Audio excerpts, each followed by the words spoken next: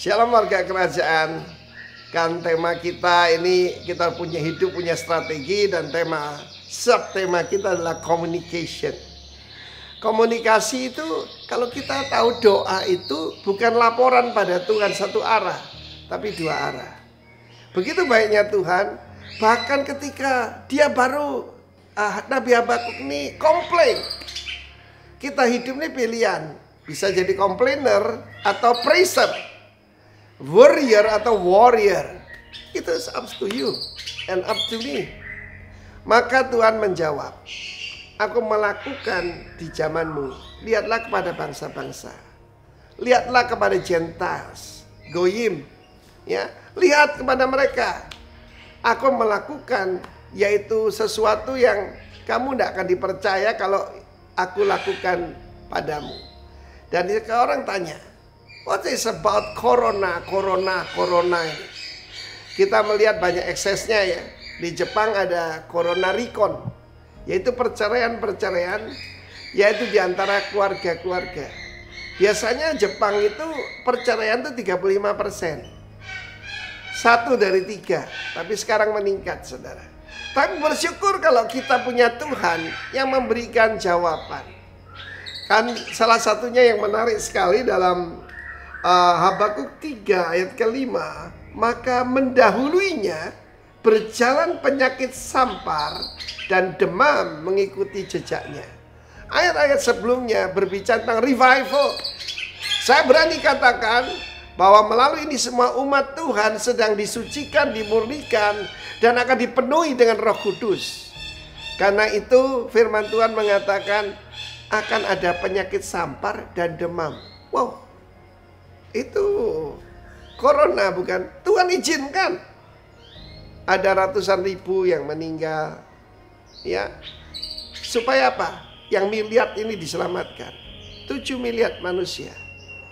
Dan sebagian besar menuju kepada kebinasaan. Khotbah pendeta tidak cukup. Tuhan pakai yang paling kecil, makhluk paling kecil. Dia tidak pakai singa, dia pakai virus. Memang kematian dan penyakit bukan dari Tuhan, tapi ini Tuhan izinkan. Supaya apa?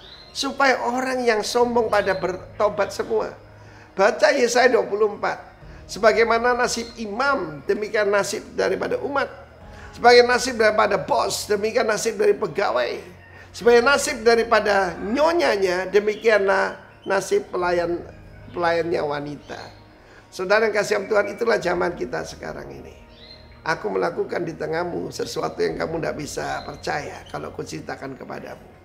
Jadi kalau kita tahu God is in control, kalau kita tahu bahwa Tuhan itu sovereign, artinya berdaulat, hati kita tenang. Kita percaya dia tetap Jehovah Jireh. Ya mungkin karena saya gembala ya, saya mengalami saudara apa? Setiap hari. Saya katakan setiap hari ya, bukan 2 hari sekali. Selalu ada orang kirim makanan. Dan yang luar biasa, makanannya nggak sama, lain-lain semua. Kan jemaat kita dari segala suku ya. Jadi menarik sekali. Ada woku, ada ayam bawang Bali, ya, ada macam-macam saudara. Karena itu pada saat-saat seperti ini ketahuilah, Tuhan akan melangkah. Tuhan akan melakukan revival di tengah-tengah kita. Dan dia akan penuh dengan kemuliaan. Dan itulah rencana Tuhan. Umatnya penuh dengan kemuliaan. Jadi percaya saja. Dan jangan jadi komplainer. Tetap jadi pemuji Tuhan. Sekalipun mungkin kehilangan pekerjaan, waktunya jadi pengusaha. God bless you warga kerajaan. Amin. Shalom warga kerajaan Allah. Sukacita Tuhan mengalir di tengah-tengah kita. Sebab Yesus Kristus, Tuhan Allah kita, dahsyat di tengah-tengah kita.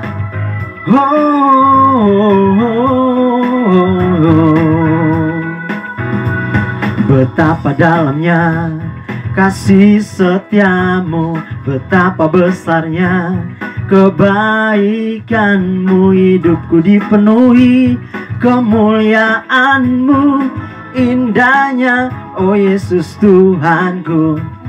Betapa dalamnya kasih setiamu, betapa besarnya kebaikanmu. Hidupku dipenuhi kemuliaanmu, indahnya oh Yesus Tuhanku. Sempurnalah kehidupanku sejak kau hadir dalam hatiku. Kau perhatikanku setiap waktu. Oh sungguh indahnya Yesus Tuhanku, betapa dalamnya kasih setiamu, betapa besarnya kebaikanmu. Hidupku dipenuhi kemuliaanmu, indahnya oh Yesus Tuhanku. Indahnya oh Yesus Tuhanku, indahnya oh Yesus Tuhanku. Kasih Allah tak berkesudahan, selalu baru setiap hari. Rahmatnya pun tak pernah berakhir seumur hidupku. Kasih Allah, kasih Allah tak berkesudahan, selalu baru setiap pagi. Rahmatnya pun tak pernah berakhir seumur hidupku. Dengan sukacitaku kan menari, dengan sorak-sorai memuji. Ku naikkan pujian, haleluya, nyanyi bagi Dia Sang Raja, nyanyi bagi Dia Sang Raja. Dengan sukacitaku kan menari, dengan sorak-sorai memuji. Ku naikkan pujian, haleluya, nyanyi bagi Dia Sang Raja, nyanyi bagi Dia Sang Raja. Kasih Allah, kasih Allah tak berkesudahan, selalu baru setiap hari. Rahmatnya pun tak pernah berakhir seumur hidupku. Dengan sukacitaku kan menari, dengan sorak-sorai memuji. Ku naikkan pujian, haleluya, nyanyi bagi Dia Sang Raja, nyanyi bagi Dia Sang Raja. Dengan sukacitaku kan menari, dengan sorak-sorai memuji. Ku naikkan pujian, haleluya, nyanyi bagi Dia Sang Raja, nyanyi bagi Dia Sang Raja. Dengan sukacitaku kan menari, dengan sorak-sorai memuji. Ku naikkan pujian, haleluya, nyanyi bagi Dia Sang Raja, nyanyi bagi Dia Sang Raja, nyanyi bagi Dia Sang Raja. Selamanya, oh, selamanya. Yes Tuhan, hosana bagimu ya Raja.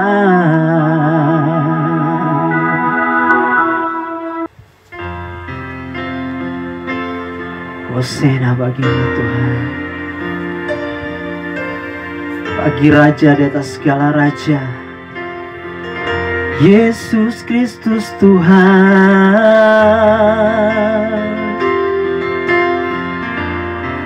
Oh, Hosana,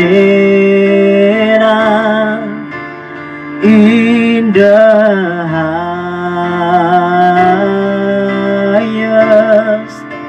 Let our King be lifted up.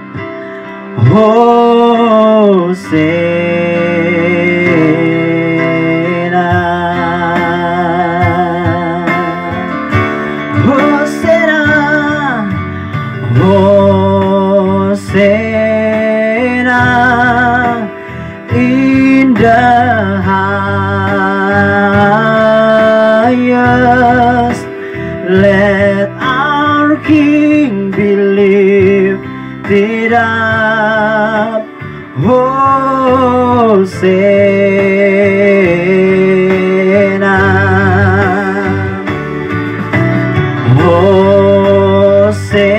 Hosanna in the highest. Let our King be lifted up. Hosanna, Hosanna, Hosanna in the highest. Let our King be lifted up. Hosanna, we lift it higher,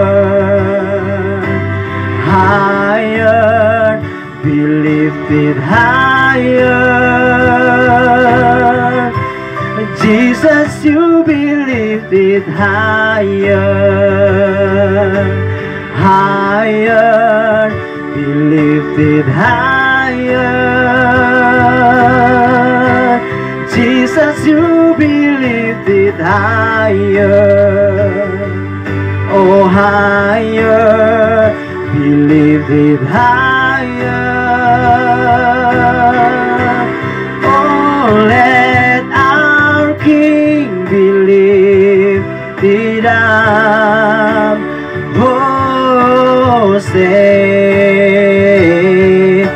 Hosanna.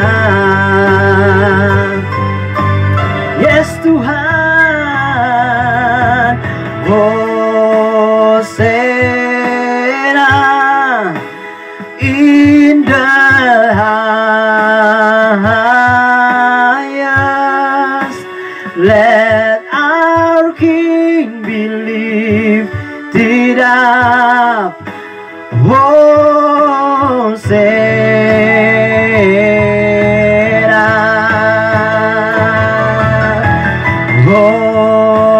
Hosanna in the highest.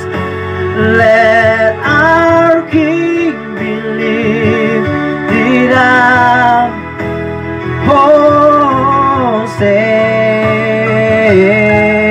Hosanna, let our King be lifted up. Let our King, let our King be lifted up. Let our King, let our King be lifted up. Let our King, let our King be lifted up.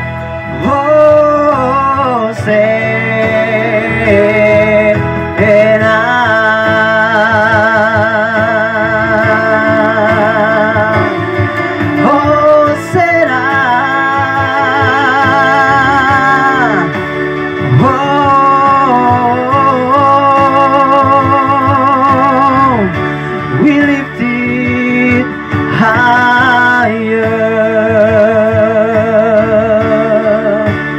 We lift it higher.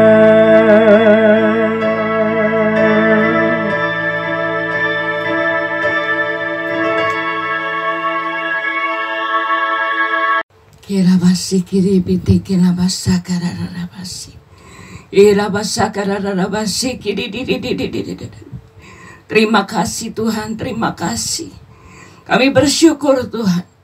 Kalau hari ini kami mau mendengarkan kebenaran firman-Mu. Urapi hamba-Mu yang akan menyampaikan kebenaran firman-Mu Tuhan. Hamba tidak mampu, tapi kami tahu, hamba tahu, Engkau Allah yang memampukan. Terima kasih Tuhan. Di dalam nama Yesus kami berdoa. Amin. Puji nama Tuhan, kita bertemu kembali dalam ibadah online. Kita berdoa, tidak akan lama lagi kita akan bertemu bersama-sama beribadah di dalam ibadah raya. Amin. Ya, kita lihat di dalam Roma 8 ayat 28. Kita baca sama-sama, kita tahu sekarang bahwa Allah turut bekerja dalam segala sesuatu untuk mendatangkan kebaikan bagi mereka yang mengasihi Dia, yaitu mereka yang terpanggil sesuai dengan rencana Allah. Kalau kita melihat keadaan zaman sekarang, mulai dari tanggal 1 Januari, Indonesia sudah dilanda dengan bencana-bencana. Sampai di Maret datang yang namanya corona. Dengan tidak disangka-sangka, dengan mendadak, corona itu menguasai Indonesia. Penyakit sampar yang dikatakan. Dan bahkan dikatakan sebagai pandemi. Nah, semua tidak ada yang kebetulan. Semua ada di dalam kontrolnya Tuhan. Kalau kita tahu bahwa di dalam Roma 8:28 katakan bahwa segala sesuatu menjadi kebaikan bagi orang yang percaya, bagi orang yang mengasihi Dia. Selama masa pandemi ini, hampir seluruh dunia diperintahkan untuk bekerja di rumah saja. Hampir semua, bahkan seluruh negara-negara yang mengalami, mereka disuruh bekerja di rumah saja. Kalau kita pelajari dari bangsa Israel, di dalam Yesaya 26 ayat 20, katakan, mari bangsaku, masuklah ke dalam kamarmu, tutuplah pintumu, sesudah engkau masuk, bersembunyilah barang sesaat lamanya, sampai amarah itu berlalu. Itu dikatakan oleh Tuhan. Lalu di dalam Kisah Rasul ayat 1 dan 13, pasal 1 ayat 13. Setelah mereka tiba di kota, naiklah mereka ke ruang atas tempat mereka menumpang. Mereka itu ialah Petrus dan Yohanes, Yakobus dan Andreas, Filipus dan Thomas, Bartolomeus dan Matius, Yakobus bin Alfeus dan Simon orang Selot dan Yudas bin Yakobus. Saudara lihat, di sini mereka naik ke ruang atas. Mereka menanti-nantikan apa yang dijanjikan oleh Tuhan. Bahwa akan ada dicurahkan Roh Kudus yang apa dijanjikan oleh Bapa kepada mereka. Kalau kita lihat, sesudah pencurahan Roh Kudus, Petrus yang dulu penakut, dia menjadi pemberani. Dia berani langsung mengatakan bahwa mereka bukan mabuk anggur, tetapi mereka benar-benar mengalami apa yang dikatakan oleh Yoel 2 ayat 28 sampai 30. Saudara bisa baca sendiri Yoel 2 ayat 28 sampai 30. Lalu sekarang kita pun diperintahkan untuk tinggal di rumah. Work from home katanya. Disuruh bekerja dari rumah, disuruh sekolah juga lewat online. Kenapa? Karena untuk memutuskan virus COVID-19 ini tidak menyebar kemana-mana. Nah, kalau kita lihat hari-hari ini kita mengalami persis seperti apa yang dialami oleh bangsa Israel. Kalau dulu bangsa Israel mengalami mereka harus tutup di dalam rumah, dan mereka di dalam Keluaran ayat 12 ayat 1 sampai selesai, Bapak Ibu Saudara bisa dengar sendiri, baca sendiri. Di situ bagaimana diperintahkan oleh Tuhan, dan mereka melakukan tepat seperti apa yang diperintahkan oleh Tuhan. Nah, demikian juga dengan kita. Kita pun disuruh menantikan, dan Pentekos yang kali ini adalah Pentekos yang terakhir. Banyak hamba-hamba Tuhan katakan ini adalah Pentekos yang ketiga, di mana Pentakosta yang akan jadi double portion dari sebelumnya. Kalau di dalam Kisah Rasul 2, Bagaimana pencurahan Roh Kudus seperti lidah-lidah api yang menyambar para murid-murid, sehingga mereka bisa memberitakan kebenaran firman Tuhan dengan berani. Bahkan 3.000 jiwa diselamatkan pada saat itu. Apalagi kita sekarang. Tapi ada syaratnya, saudara. Hanya orang yang mengasihi Dia, hanya orang yang haus dan lapar akan Dia, itu yang bisa benar-benar dipakai oleh Tuhan di akhir zaman ini. Kita harus mengerti ada 3 kunci dari kebangunan rohani secara pribadi maupun secara global. Oleh karena itu mari kita belajar bersama-sama. Yang pertama itu yaitu riset.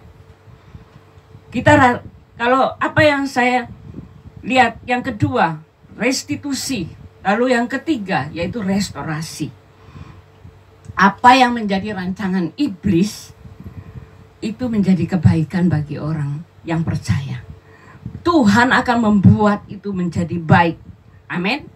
Jadi kalau kita masuk di dalam tahun ini sebenarnya justru mulai masuk tahun P, tahun mulut, di mana kalau kita perkatakan kebenaran firman Tuhan sesuai dengan kebenaran firman Tuhan, sepakat dengan firman Tuhan, itu pasti terjadi. Oleh karena itu banyak hamba-hamba Tuhan mengatakan kita harus declare, kita harus decree, mengatakan, memproklamirkan apa yang ingin kita dapatkan. Misalnya apa yang pernah dicuri oleh iblis harus kembali 7 kali lipat atau apa saja. Tetapi yang pasti kita belajar untuk yang pertama yaitu riset lebih dahulu. Karena riset ini yang paling penting, yang harus ditaklukkan di kaki di hadapan Tuhan Yesus. Yang pertama yaitu apa yang harus kita riset? Mindset kita, saudara. Pola pikir kita ini yang agak susah. Tetapi kalau kita betul-betul mau masuk di dalam hadirat Tuhan, pola pikir kita akan seperti pola pikir dari Tuhan Yesus sendiri. Seperti di dalam Filipi ayat 4. Filipi 4 ayat 8 katakan. Coba kita baca. Jadi akhirnya saudara-saudara, semua yang benar, semua yang mulia, semua yang adil, semua yang suci, semua yang manis, semua yang sedap didengar, semua yang disebut kebaikan, kebajikan dan patut dipuji, pikirkanlah semua itu. Jadi kita harus memikirkan terus-menerus, dan itu tidak bisa terjadi dalam satu hari, saudara-saudara. Setiap hari mindset kita harus atur supaya sesuai dengan apa yang difirmankan Tuhan.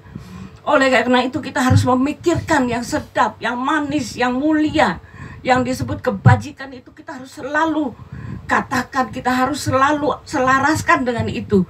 Kalau sampai kita punya pikiran yang jahat, kita mulai belokkan kembali kepada pikiran-pikiran yang baik, yang adil, yang suci, yang manis. Seperti itu saudara-saudara. Jadi kalau kita melihat mindset kita, yang paling pertama yang harus kita tundukkan, di dalam 2 Korintus 10 ayat 5 katakan bahwa kami mematahkan setiap siasat orang dan merubuhkan setiap kubu yang dibangun oleh keangkuhan manusia untuk menentang pengenalan akan Allah. Kami menawan segala pikiran dan menaklukkannya kepada Kristus. Jadi ditawan semua pikiran-pikiran yang tidak benar, ditaklukkan kepada Kristus. Nah, itu yang harus setiap hari kita lakukan. Caranya bagaimana? Harus ada komunikasi dengan Tuhan sendiri. Kalau kita tidak ada komunikasi dengan Tuhan, kita tidak akan bisa menaklukkan pikiran kita, segala pikiran-pikiran yang jahat, yang tidak baik itu kepada Kristus. Nah, caranya komunikasi bagaimana? Kita harus setiap pagi membangun hubungan dengan Dia. Karena kalau kita membangun hubungan dengan Tuhan setiap hari, lalu kita katakan, selidiklah akan daku, ya Allah, Ketahuilah akan hatiku, ujilah akan daku, dan ketahuilah akan segala kepikiranku. Saudara, kalau setiap pagi kita memberikan Tuhan, ujilah apa yang ada di dalam pikiranku. Biar selidiki aku Tuhan, selidiki hatiku. Mungkin ada hati yang culas, hati yang jahat, pikiran yang mau membelok kepada di luar kebenaran firman Tuhan. Jika kita masuk di dalam hadirat Tuhan, Tuhan akan meluruskan semuanya. Tuhan akan langsung menegur kita, kamu jangan seperti ini. Setiap pagi, maka firman Tuhan itu akan menjadi firman Tuhan, menjadi pelita bagi kaki kami dan terang bagi jalan kami.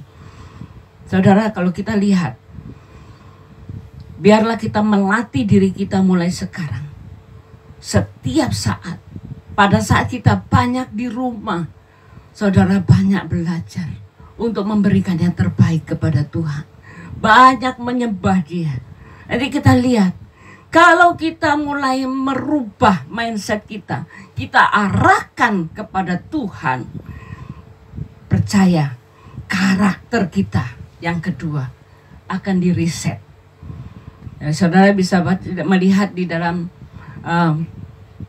akan dimunculkan, yaitu reset. Yang kedua yang harus kita reset sesudah mindset, yaitu kita reset karakter kita. Di dalam Galati 10 ayat Galati 5 ayat 19 sampai 21 katakan. Coba kita baca. Perbuatan daging telah nyata, yaitu percabulan, kecemaran, hawa nafsu, penyembahan berhala, sihir, perseteruan, perselisihan, iri hati, amarah, kepentingan diri sendiri, pencitraan, roh pemecah, 21, kedengkian, kemabukan, pesta pora dan sebagainya. Terhadap semuanya itu kuperingatkan kamu, seperti yang telah kubuat dahulu, bahwa barang siapa melakukan hal-hal yang demikian, ia tidak akan mendapat bagian dalam kerajaan Allah. Saudara, kalau kita masih punya karakter yang tidak baik seperti yang dikatakan di dalam Galati 5 ayat 19 sampai 21, jangan coba-coba. Karena tidak menjadi bagian, kita tidak akan mendapat bagian dalam kerajaan surga. Oleh karena itu kita harus merubah karakter kita. Biar terjadi ada buah-buah roh di dalam hidup kita. Kalau kita sudah melakukan yang pertama, mindset kita rubah. Maka kalau kita setiap hari kita cek hati kita cek pikiran kita, terus seperti dikatakan tadi, seperti lagu katakan, selidiki aku Tuhan. Maka saya percaya bahwa lama-lama karakter Tuhan, buah-buah roh itu akan diberikan, akan tumbuh di dalam hidup kita. Sifat kita menjadi sifat-sifat yang baru, karakter yang baru, seperti di dalam Galati 5 ayat 22 sampai 24. Ya, saudara baca sendiri nanti. Kalau kita melihat di situ, kita harus belajar terus. Buang semua. Setiap kali kita menyembah Dia, kita datang periksa diri. Kalau ada hal-hal yang salah, kita mulai buang. Hati yang sombong, yang deki, iri seperti itu sampah semua dikatakan. Ya. Lalu yang ketiga, apa yang harus kita set ulang?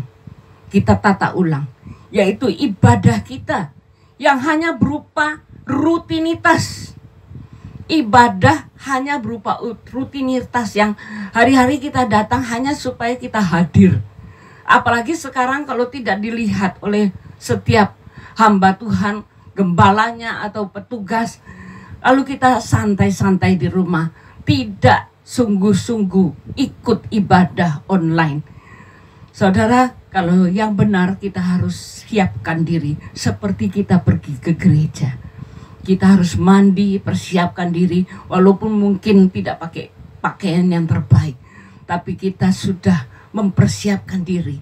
Lalu pada saat disuruh berdiri, disuruh bertepuk tangan, lalu kita disuruh perjamuan suci, perjamuan kudus, kita lakukan. Dan saudara akan merasakan hadirat Tuhan.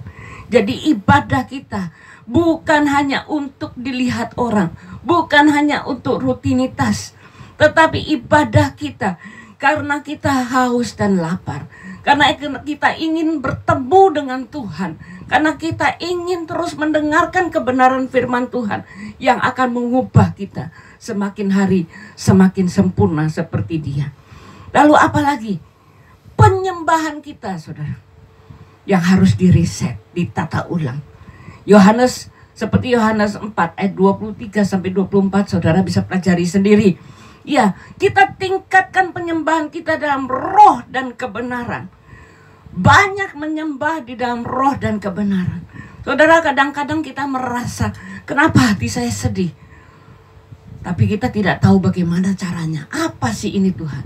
Tapi kalau saudara mulai masuk di dalam hadirat Tuhan, bernyembah di dalam roh dan kebenaran, tiba-tiba Tuhan mengingatkan, kamu berdoa untuk ini, kamu berdoa untuk ini. Dan saya sering mengalami seperti itu, saudara. Jadi kita melihat penyembahan kita, mulai kita laraskan seperti apa yang dikatakan oleh firman Tuhan. Kita menyembah di dalam roh. Kalau cuma menyembah dalam roh, tidak di dalam kebenaran, itu sia-sia. Tapi kita menyembah di dalam roh dan kebenaran. Jadi, kalau kita mulai meriset semua pikiran, karakter, bahkan pengiringan kita kepada Tuhan dengan hati yang haus dan lapar akan Tuhan, ada komunikasi secara pribadi maupun secara korporat dengan Tuhan, bahkan kita punya hati yang bergairah untuk membaca firman Tuhan, maka akan ada restitusi, saudara. Restitusi itu terjadi kalau kita sudah mengalami riset semuanya, yang apa yang saya bawakan tadi. Kalau restitusi terjadi itu banyak dari Tuhan. Kemurahan Tuhan, kebaikan Tuhan, itu akan dilimpahkan kepada kita. Lalu restitusi apa yang akan kita alami?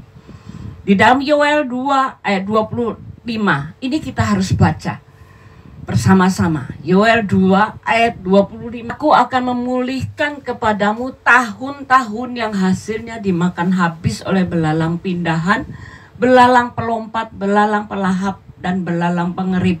Tentaraku yang besar akan kukirim ke antara kamu. Saudara, ini yang dijanjikan Tuhan. Di dalam Yoel 2 ayat 25. Bahwa Tuhan akan memulihkan tahun-tahun yang hasilnya pernah dimakan habis. Apa yang pernah hilang, apa yang pernah rugi di dalam hidup kita, kita punya kuasa untuk minta dikembalikan. Kita perintahkan iblis untuk mengembalikan 7 kali lipat. Kalau saya dengar hamba-hamba Tuhan katakan, restitusi itu bisa 7 kali lipat, saudara-saudara. Jadi kita melihat, kalau sudah kita lakukan mindset dan penyembahan kita, bahkan ibadah kita yang sungguh-sungguh kepada Tuhan, akan ada restitusi. Ya. Lalu yang ketiga, akan ada restorasi. Kalau sudah mulai dipulihkan satu persatu, pemulihan segala sesuatu akan terjadi. Dalam Maleakhi 3 ayat 1 juga katakan, Tuhan dengan mendadak akan melawat umatnya. Tuhan akan mendadak melawat umatnya, saudara. Kapan itu? Sama seperti bangsa Israel. Mereka diam di rumah. Tiba-tiba dengan mendadak mereka akan langsung berangkat. Dengan tiba-tiba para murid-murid demikian juga. Pada saat mereka menanti-nantikan Tuhan, tiba-tiba pencurahan Roh Kudus itu datang. Demikian juga dengan kita, saudara. Pada Pentekos ketiga ini, saya mendengar hamba-hamba Tuhan katakan double portion, saudara. Jauh lebih besar daripada apa yang dialami oleh Kisah Rasul. jauh lebih besar daripada apa yang dialami oleh bangsa Israel. Tetapi harus kita ubah semuanya. Kita harus set ulang semuanya. Saudara, pelatihan untuk men-set ulang dari mindset kita, penyembahan kita, karakter kita, itu setiap hari Tuhan melatih kita untuk berperang. Melatih tangan kita untuk berperang, saudara. Jangan pakai seperti jangan seperti Esau. Esau itu seharusnya dia mempunyai hak sulung. Perjanjian Tuhan diremehkan olehnya. Dia menukar dengan sop merah. Jangan juga seperti bangsa Israel. Mereka sudah mengalami mujizat demi mujizat. Tetapi pada saat di padang gurun diizinkan oleh Tuhan, mereka bersungut-sungut dan akhirnya mati semuanya. Dan kalau kita dilatih Tuhan tidak langsung besar. Tuhan melatih tangan kita itu dari yang kecil.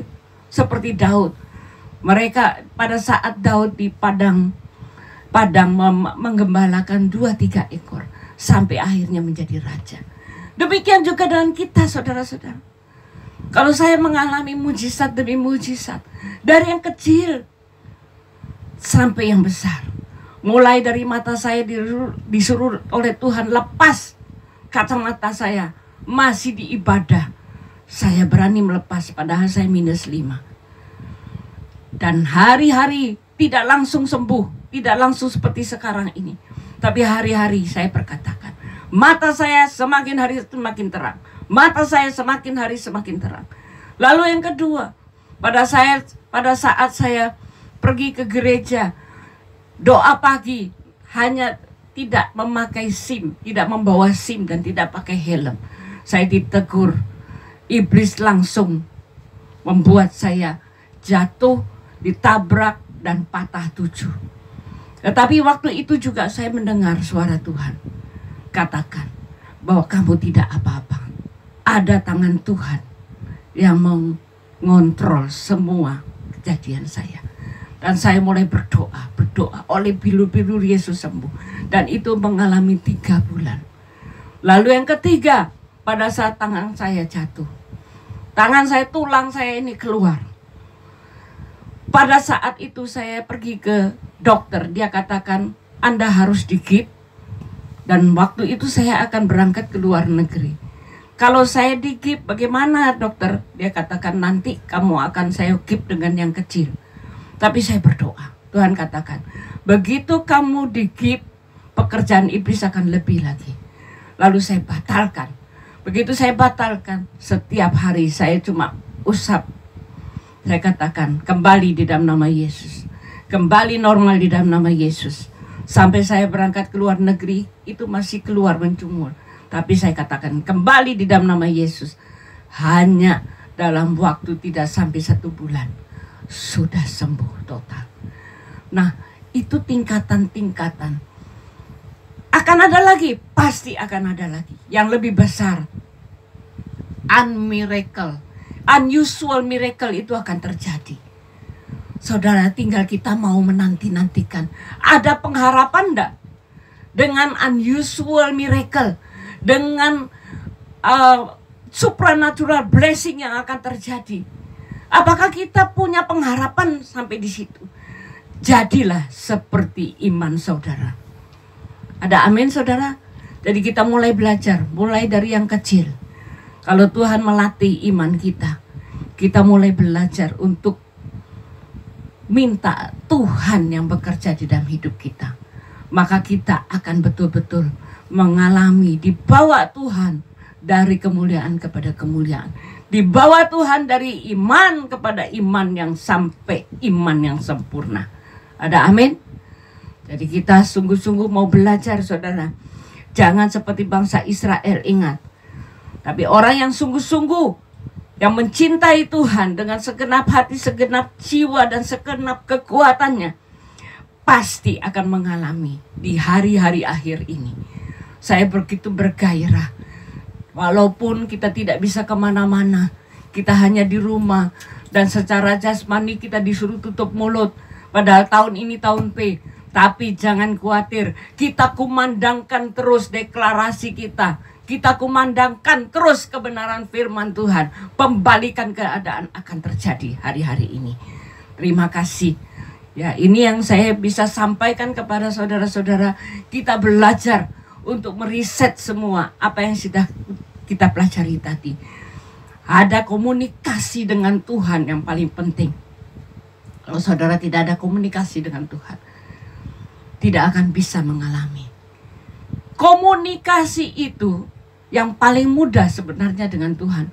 Kalau kita komunikasi dengan suami, dengan anak-anak, itu masih perlu ketemu, perlu kita telepon. Tapi kalau komunikasi dengan Tuhan, di mana saja, kapan saja kita bisa berkomunikasi dengan Tuhan. Ya saudara, kita belajar untuk sungguh-sungguh jangan main-main lagi. Karena hari-hari ini kita sedang menantikan Pentekost ketiga yang semua hamba Tuhan sudah katakan. Mari kita berdoa bersama-sama mengakhiri ibadah kita. Terima kasih Tuhan. Kebenaran firman-Mu sudah hamba sampaikan. Apa yang hamba sampaikan terbatas. Tapi Engkau Roh Kudus, Engkau tidak terbatas. Engkau yang akan menguraikan di dalam hidup mereka masing-masing. Pada saat mereka datang ke hadirat-Mu dan memohon, Engkau selidiki kepikiran mereka. Engkau sendiri yang menunjukkan mana yang salah, mana yang benar. Terima kasih Tuhan, kami bersyukur. Sampai hari ini kami diberi kesempatan untuk memuji, memuliakan Engkau dan bahkan mendengar kebenaran firman-Mu. Kami bersyukur. Dan kami tetap membawa Indonesia ke dalam tangan-Mu Tuhan. Kau lawat Indonesia. Kami percaya Tuhan, Indonesia menjadi biji mata Tuhan. Indonesia akan dilawat Tuhan. Indonesia akan menjadi contoh bagi bangsa-bangsa lain. Kami percaya Engkau akan memberikan hikmat yang khusus kepada Bapak Presiden kami. Dan juga Ibu Sri Mulyani sebagai Menteri Keuangan. Di dalam mengatasi semua krisis ekonomi yang ada. Kami percaya tidak akan ada krisis. Tetapi kami percaya Tuhan sendiri yang akan memberikan hikmat. Untuk bagaimana cara mengatasinya. Terima kasih Tuhan, kami bersyukur. Kau Allah yang luar biasa. Kau lawat Tuhan dari Sabang sampai Merauke. Biarlah semuanya dipenuhi dengan shalom yang dari Tuhan. Dipenuhi dengan hadirat Tuhan. Bahkan ada lawatan terjadi. Orang sakit disembuhkan. Orang bisu berbicara. Orang tuli mendengar. Bahkan orang lumpuh bangkit dan berjalan. Dan tanda-tanda ajaib ini akan menyertai orang-orang yang percaya. Dan kami orang-orang yang percaya menanti-nantikan waktu-Mu itu. Terima kasih Tuhan. Kalau zaman Kisah Rasul, Engkau membangkitkan hamba-hamba-Mu dengan tanda-tanda ajaib. Apalagi hari-hari ini Tuhan. Di dalam masa akhir zaman ini akan ada tanda-tanda ajaib yang lebih luar biasa yang tidak pernah kami lihat, yang tidak pernah kami dengar, tidak pernah timbul di dalam hati kami. Itu yang Engkau sediakan bagi kami. Terima kasih, kami bersyukur hanya di dalam nama Yesus kami berdoa. Amin.